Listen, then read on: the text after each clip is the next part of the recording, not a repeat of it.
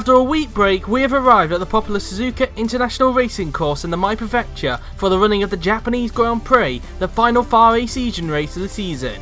Coming into this week, one team has been making the news this week. That one team being Williams, as they have announced that six-time race winner and current Sauber driver Felix Sonntag will be returning to the team in 2018. Felix has had an up and down season on his return, with the second half of the season faring better for the German veteran. He currently lies 21st in the Drivers' Championship, having just slipped behind Etienne Jones in the previous race, and his current team Sauber lie 10th in the Constructors, 16 points back from Haas and 19 points out of their rivals Manor. Felix will be returning to Williams for the first time since 2006, where he got his first ever win in the top class at that year's Spanish Grand Prix in Barcelona. Felix will be relieved to have saved his top class career in the OC after losing the Sauber drive to Gabriel Gomez, and he'll be looking to have a good year with his old team next season. The only question remaining at Williams though is who will be Felix's teammate, with Roland Mottram returning to Force India next season, whilst Julius Anderson is linked with a possible move to Renault along with a few others. The more likely candidates to be Felix's teammate are current Mercedes test driver Lean Campana and Julius's brother Thomas Anderson.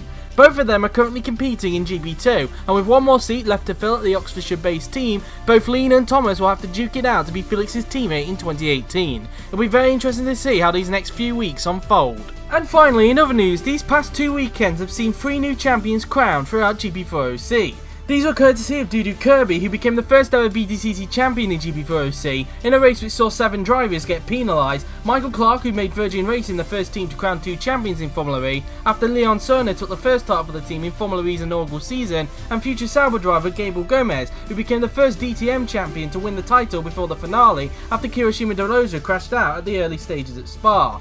However, he was able to secure the runners-up spot in the championship, which has now led to the Polish driver getting linked with a couple of teams in the top class. These teams being the working base McLaren team, which we already mentioned in the pilot episode, and the other one being Italian team Toro Rosso. Whether he'll return to the top class in 2018 remains to be seen, given those 2 teams also have other options to choose from. And that is it for this week's edition of the GP4OC News. The next team news will break at the United States Grand Prix next week, who will be announced during Dakota practice next Monday.